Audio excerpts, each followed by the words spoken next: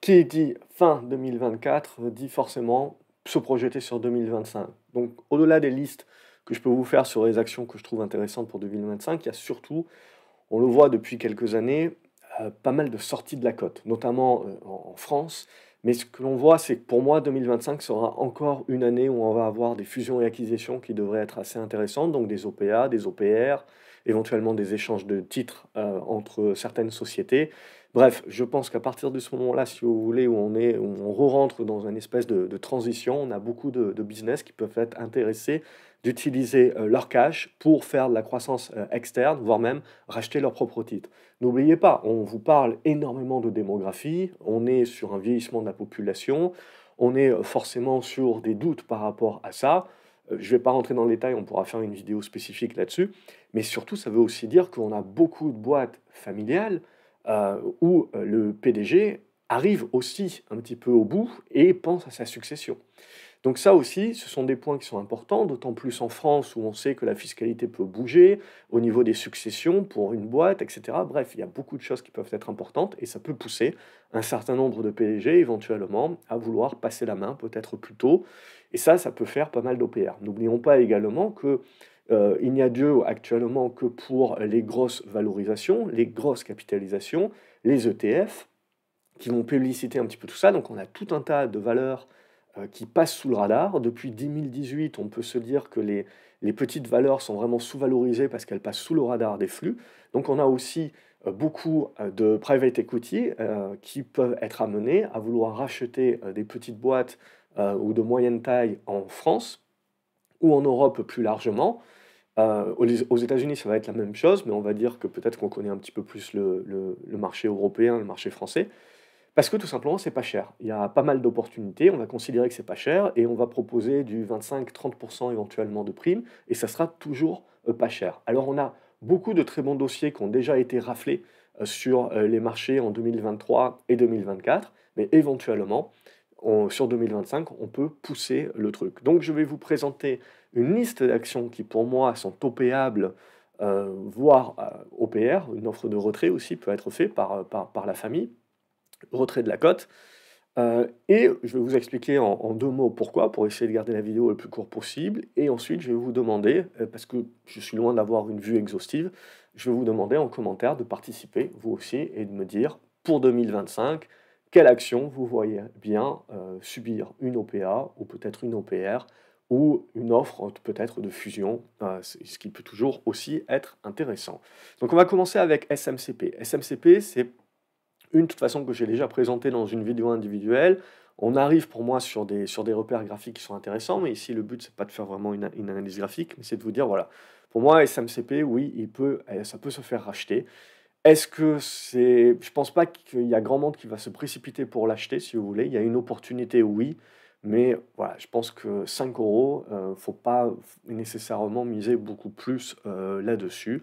Pour moi, d'un point de vue graphique, on a atteint un premier objectif sur lequel j'ai vendu une partie de ma position.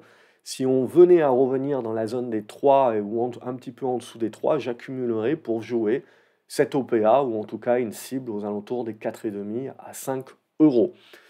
Autre titre, c'est évidemment Ubisoft. Alors là aussi, c'est un petit peu l'Arlésienne. On sait très bien que la famille Guillemot éventuellement tente de faire son rapprochement avec Tencent. Alors ils feront peut-être un truc à deux.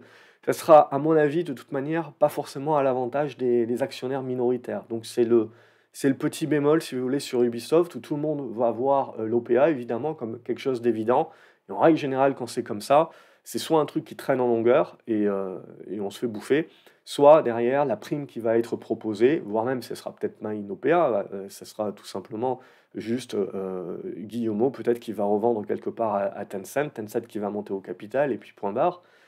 Donc éventuellement ils rentreront à un cours qui est plus haut que celui actuel, donc je dirais 16-17 euros. Ce serait, là, si on doit payer Ubisoft pour jouer ce genre d'opération financière, ça serait l'objectif que j'aurais à ce stade. Il y avait Target aussi, alors celle-là, il y a déjà eu une OPA, mais il n'y avait pas eu le retrait, comme Kerus, si vous voulez. Et je pense qu'on peut faire une offre éventuellement sur le solde parce qu'il y a pas d'intérêt. Je vous présente des titres où éventuellement il y a pas d'intérêt de les garder en bourse parce que souvenez-vous, hein, être en bourse, ça coûte de l'argent aux sociétés. En plus, il faut sortir tout un tas de rapports et compagnie et il faut se justifier. Et donc pour certaines sociétés qui sont pas là, qui sont dans des santé financières, si vous voulez, qui vont pas les pousser, à moyen long terme à lever de la dette, à lever, de l'argent sur les marchés où, ils arrivent à lever de l'argent, si vous voulez, moins cher que sur les marchés, bah, il y a pas physiquement, si vous voulez, il y a pas de raison d'être en bourse. Donc il y a aussi pas mal de sociétés qui sont pour une espèce qui y ont été, si vous voulez, pour pouvoir lever des capitaux et compagnie, mais qui aujourd'hui ne vont plus lever, nécessairement de capitaux, tournent très bien avec leur BFR actuel, et cetera. Ça leur suffit amplement. Et donc, à partir de ce moment-là aussi, on peut se poser des questions. Il y en a quelques-unes que je vais vous présenter. Et Target, pour moi, voilà, on peut se poser la question aujourd'hui, certainement d'une offre à 13 euros éventuellement pour retirer le reste de la cote. Il y a un autre titre comme ça que je trouve, moi, c'est Partouche. Alors, Partouche, il faut être un petit peu méfiant parce qu'on sait très bien que le gouvernement aime bien toucher un petit peu à tout ce qui est règles des jeux d'argent. Donc, ça peut impacter, bien entendu. Mais Partouche, c'est comme Gaumont. Ils sont assis sur des propriétés immobilières. Donc, en gros, le titre se paye pas cher, mais historiquement parlant, il se paye pas cher. Et ça n'empêche pas, si vous voulez, le titre de rester un petit peu au ras des pâquerettes par rapport à son patrimoine immobilier.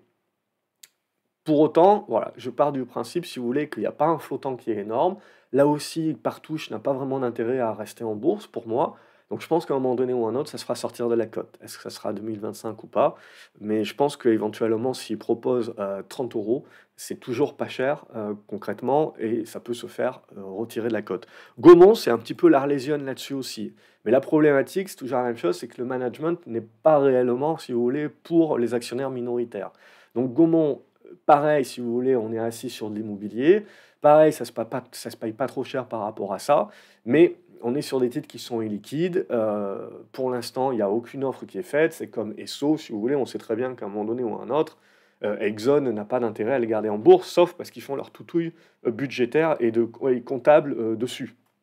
Et Gaumont, si vous voulez, pareil, le management n'a pas l'air trop pressé, mais ça fait partie des actions qui, historiquement, ont ce petit caractère de éventuellement se faire retirer de la cote. Mais pareil, le management, si vous voulez, ne va pas vous proposer un énorme prix. Donc, je pense, voilà, s'il propose 100 euros ou 110 euros, ça sera déjà, à mon avis, pas mal. Et après, voilà, je vois pas l'intérêt. C'est OPable et compagnie, oui, ça peut se faire retirer de la cote. Mais je vois pas l'intérêt de se bloquer sur ce genre de titre. C'est ça le plus la problématique.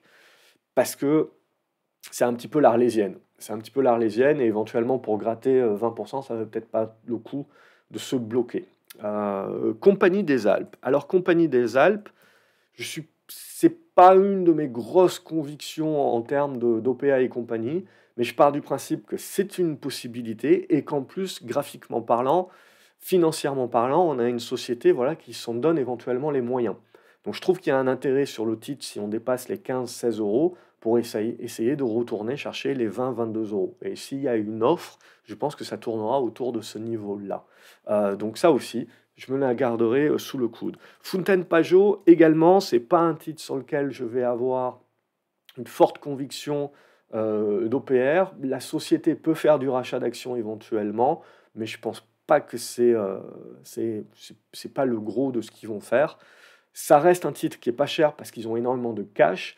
Après, c'est cyclique, bien entendu, donc ça dépendra si dans les prochains mois, que ce soit en Europe ou aux États-Unis, on commence en effet à se dire ralentissement éco plus, récession et compagnie. Ça va dépendre de ça.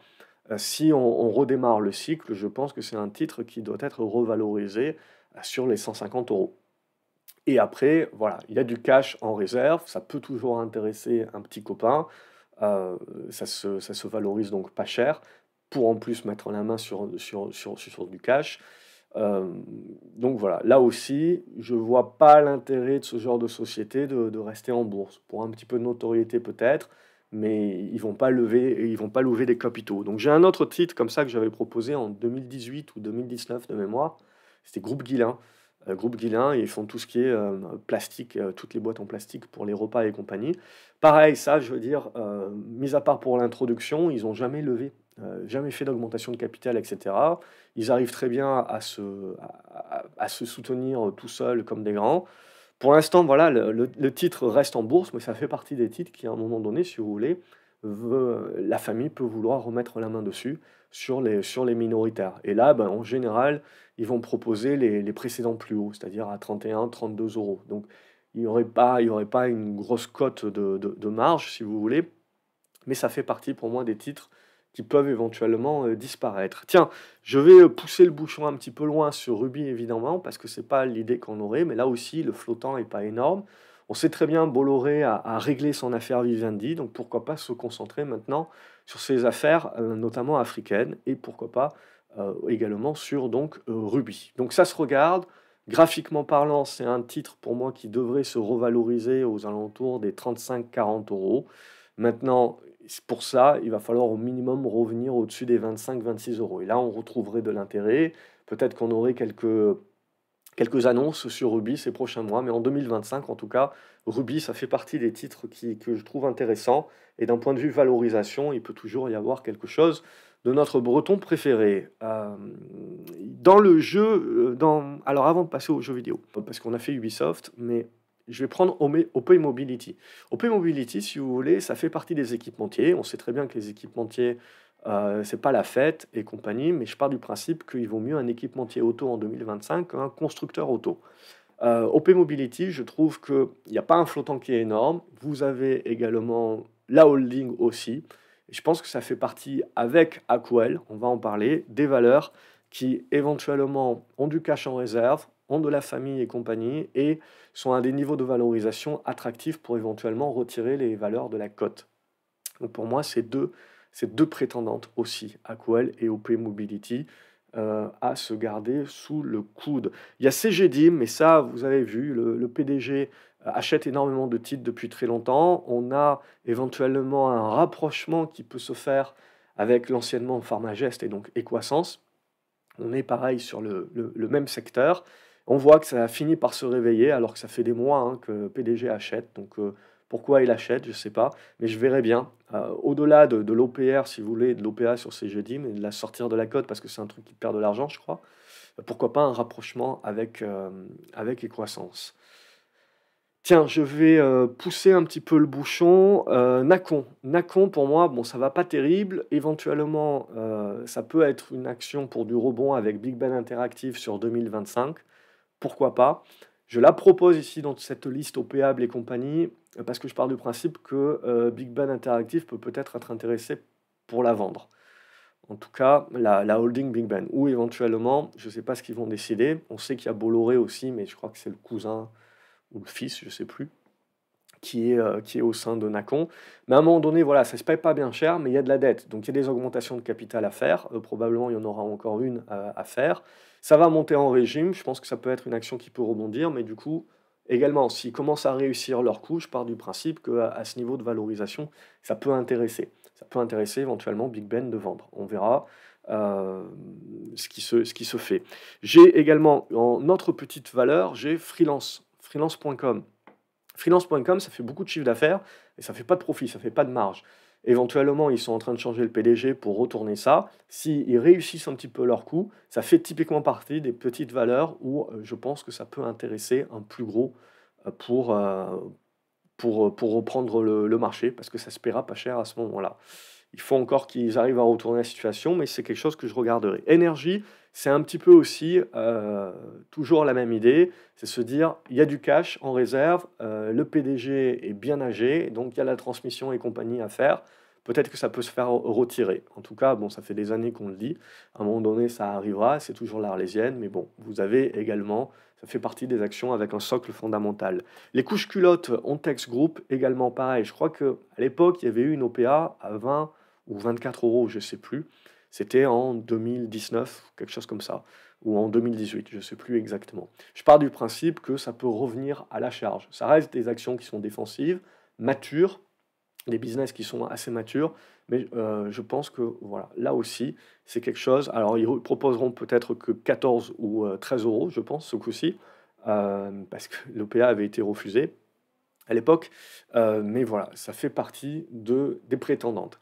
Et ensuite, si je vais chercher, sur le jeu vidéo, donc j'ai vu, Nacon et compagnie, j'ai Inelec Media.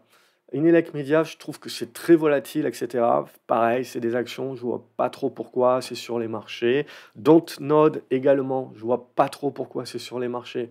Il y a pas d'intérêt parce qu'à un moment donné ou à un autre, on peut se dire que je sais plus, ils doivent avoir 40 millions dans les caisses. Ils perdent de l'argent. Donc, ils vont sortir un jeu vidéo un petit peu en mode jeu vidéo la dernière chance. Pourquoi pas, mais peut-être pas si vous voulez. Mais en gros, là, le marché, il valorise comme si le jeu qui allait sortir l'année prochaine, début d'année prochaine, allait être mauvais. Alors, le jeu sera certainement bon, mais après, on sait que Dontnod fait des bons jeux, mais qui ne se vendent pas. Donc, ça reste la question. Donc, il faudra qu'ils renflouent les caisses. Tencent est l'actionnaire majoritaire. On peut penser là aussi que Tencent va vouloir augmenter sa position, faire une augmentation de capital, peut-être en prenant 80% des titres, voire tous les titres, et ça sera une augmentation de capital sans droit préférentiel, si vous voulez, pour les actionnaires minoritaires. Parce qu'au point où on en est là, les actionnaires minoritaires, de toute façon, tout le monde s'en fout. Donc ils vont penser à sauver la boîte. Mais il n'y a pas d'intérêt, concrètement, si vous voulez, Tencent, pourquoi?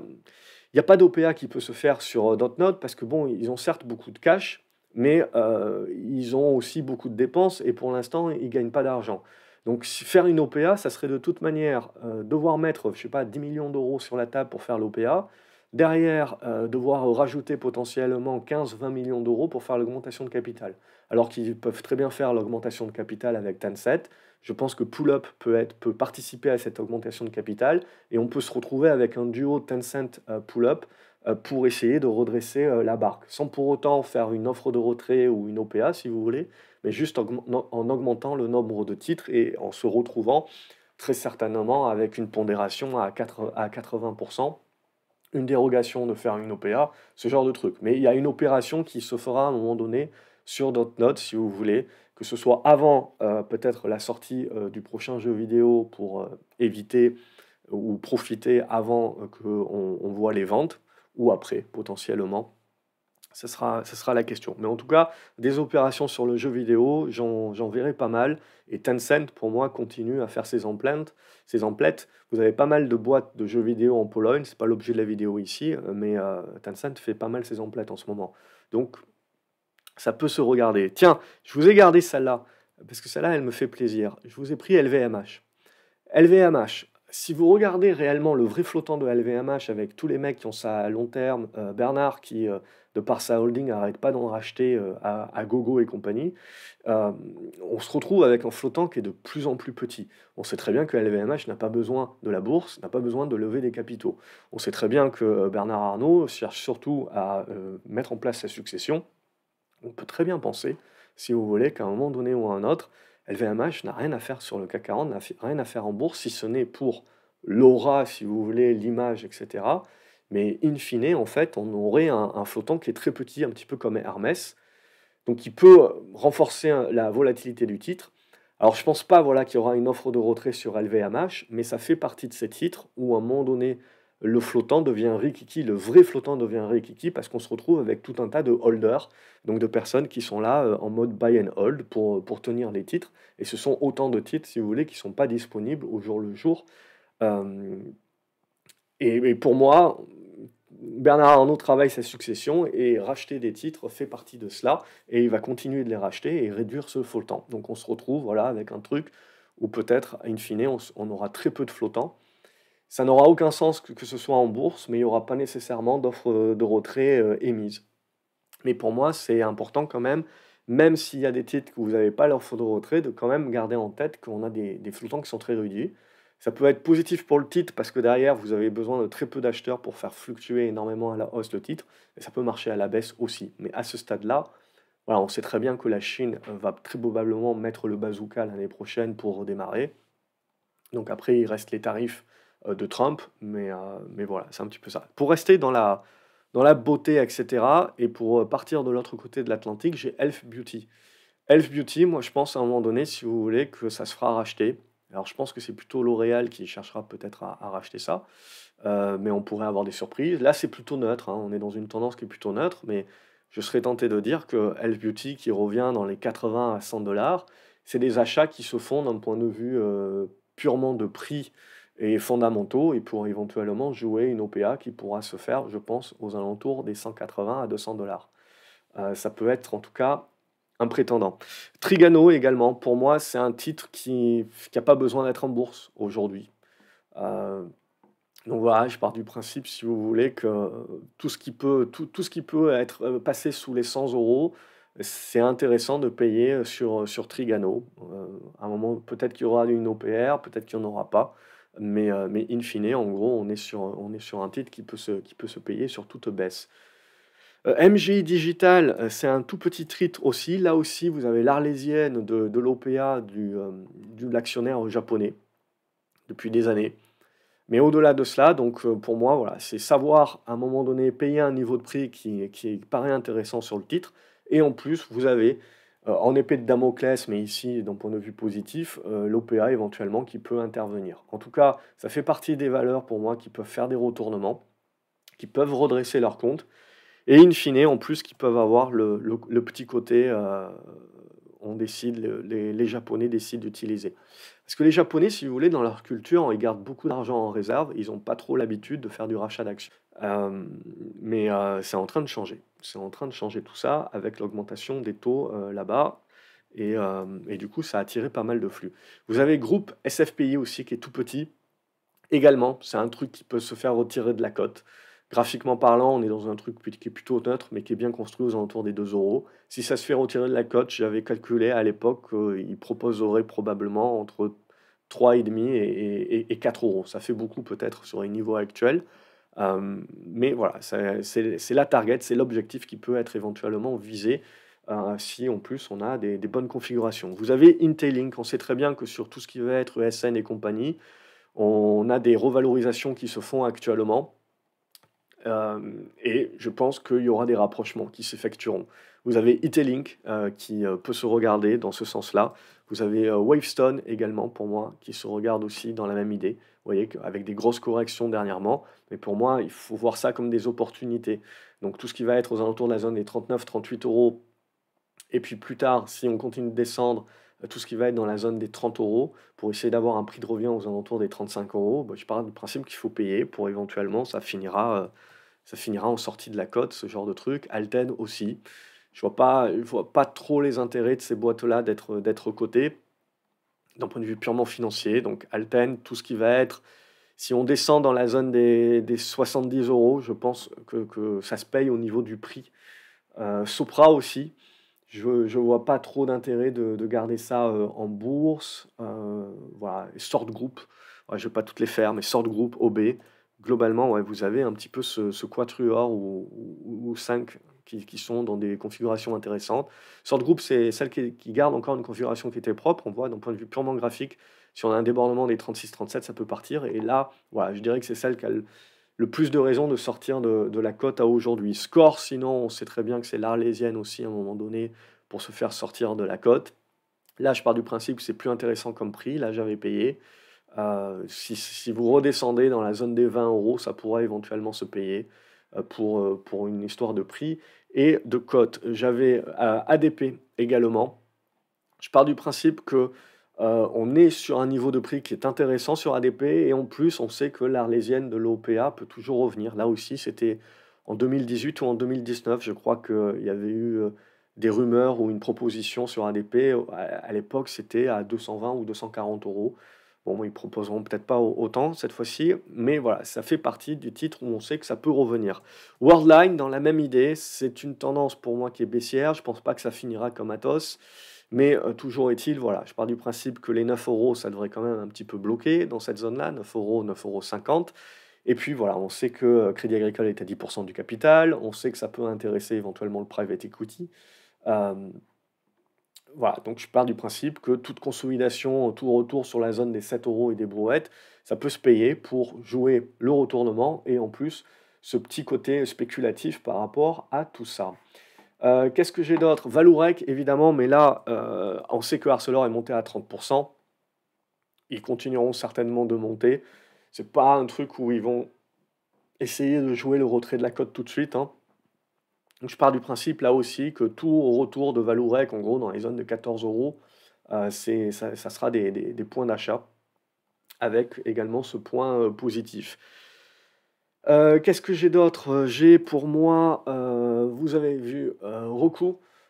Je pars du principe, si vous voulez, que si je vais aux États-Unis, j'ai Netflix qui est en point d'orgue dominant, mais ils leur font du contenu. Donc il faut qu'ils repayent du contenu. C'est pour ça qu'à un moment donné, on peut aussi penser, on aurait pu penser aussi à EuropaCorp, à l'époque. Je crois que ça s'est fait siffler d'ailleurs, mais j'ai plus trop suivi. Mais en gros, racheter, tout un tas de contenus. Donc on peut aussi penser, à Xylam, qui est chez nous, qui est tout petit. On peut se dire à un moment donné, faut que ça rachète les contenus. Là, c'est plus Disney. Mais bon, graphiquement parlant, c'est au minimum, il faut revenir au-dessus de proche de la zone des 5 € pour se dire on joue le retournement sur Xylam. Ça se paye pas cher pour l'instant, mais on le voit, ça construit une très très longue base. Sinon, justement, Warner, on avait eu Paramount, aussi qui bougeait pas mal. Warner Bros, pour moi aussi, ça fait partie de la même idée. On avait eu la congestion ici, on en avait pu en parler dans l'académie, puis paf, on est en train de partir. Mais voilà, ça fait partie aussi de tout ce catalogue de films et compagnie qui peut être intéressant pour faire des rachats. On avait parlé de PayPal et on avait parlé de Zoom, communication qui ressemblait beaucoup à PayPal. Depuis, on a eu un bon rattrapage, mais ça fait partie aussi pour moi de titres qui sont OPables, pour se faire sortir de la cote, surtout aux États-Unis, si vous voulez, où il y a beaucoup de pognon. Unity, pour moi aussi, ça fait partie, des titres qui, peuvent se faire sortir de la cote. Heu, En mode spéculatif, on a des retournements qui se mettent en place en plus.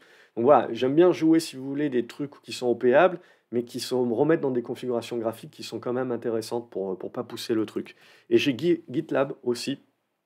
Pour moi, ça fait partie, des actions. Après, il y en a certainement beaucoup d'autres si vous voulez, mais je connais pas, le marché américain, je le joue, vraiment par des scénarios, haut de gondole et je ne regarde pas forcément tout le temps comment ça se passe au niveau de l'actionnariat et compagnie. Mais voilà, GitLab aussi, je trouve que c'est très intéressant et que ça peut finir en OPA et j'avais dit Roku, avant. Bref, voilà, là maintenant je sèche un petit peu, c'est à vous, de jouer dans les commentaires pour me rajouter ce que vous pensez peut se faire retirer, de, la bourse. Mettez-moi une petite phrase d'explication également dans les commentaires, comme ça permettra à cette vidéo d'être la plus exhaustive possible. N'oubliez pas de liker la vidéo et de la partager éventuellement sur vos réseaux sociaux, comme ça pour que cette liste profite aussi éventuellement à tout un tas d'autres personnes qui viennent aussi, l'enrichir et comme ça on pourra préparer un petit peu nos listes et nos actions pour 2025 et faire les comptes l'année prochaine, de voir ce qui a été pris en OPA, ce qui n'a pas été pris. Je vous souhaite une excellente journée, je vous dis à la prochaine vidéo. Salut les graphes.